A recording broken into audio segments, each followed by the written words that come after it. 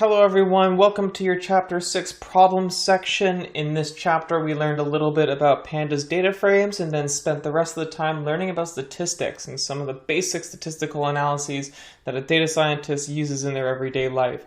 You know, summary stuff like mean, median, and mode. We showed you a bit of how to do, regressions and other basic analysis. So in this problem set, I'm going to instruct you to create some data and then do a different type of analysis that we haven't covered in class yet. So what I'm going to get you to do is you're going to test whether or not one set of dice or one die is a trick dice compared to another normal dice. Okay, so how we're going to do that is we're going to run a statistical analysis called a chi-square test. So this task is going to require you to go out there and read a little bit about what chi-square tests are in Python using your SciPy package. And part of a data science career is becoming exposed to new types of analysis on the go. This is one of the more simpler types of statistical analysis that exist out there, guys. So don't be too intimidated by this. I promise you'll be able to figure this out. So we're going to test to see if a dice is a trick dice or not. First way we're going to do that is take a normal dice and roll it 20 times. And then we're going to record how many times it rolled 1, 2, 3, 4, 5, or 6. And we're going to do that by using our randint function. And we're going to convert that randint array into a list so we can do a couple of other functions on it.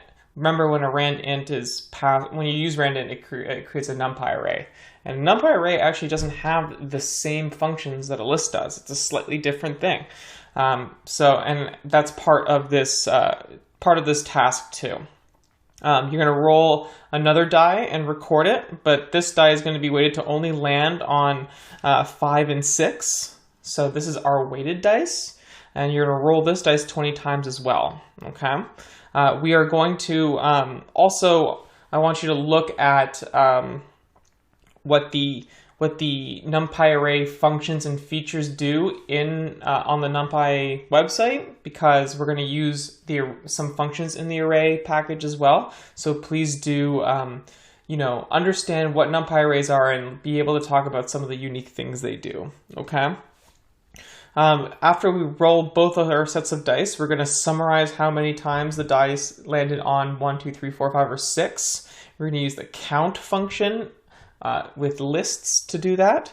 We're going to compare the amount of times amount of times they roll on either dice side by using a chi-square test. So we're going to compare two lists to each other using chi-square, and the lists are the amount of times a dice was rolled on a certain number.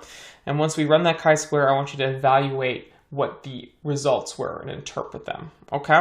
So remember, again, do some reading on NumPy arrays, because you're going to need to use that in this chapter problem and other chapter problems as well.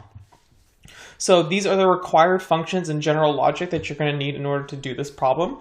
You're going to need to get familiar with numpy.randint. Now I have it as NP here because I short it all the time. We're going to use the .count function, the count function for lists. And then in order to run our statistics, we're going to use this chi-square two-contingency analysis, which is a chi-square method to analyze two independent data sets to see if they're similar or different. And we're counting the amount of times a dice was rolled. So we're doing a contingency table on a regular dice, and a dice that we suspect is a trick dice. You need to know how to do a little bit of list manipulation, doing some dynamic typing, converting a NumPy array to a list, and then running some sort of loop or some other kind of thing to build your summary of each dice roll. And then you need to do some statistical interpretation analysis. You need to read how chi-squares work and what to expect when you do your chi-square analysis, what the output of the results are, what does each of the objects mean, what is the chi-square value, is a p-value the same as a p-value in another analysis, so is it less than 0.05 means it's significant. That kind of stuff you need to understand in order to interpret your results. Okay guys, so with that, I will see you at the answer section. This one should only be about 10, 15 lines maximum if you're doing it efficiently. Maximum. I think I have less than 10 if I was really, really good. So see you there.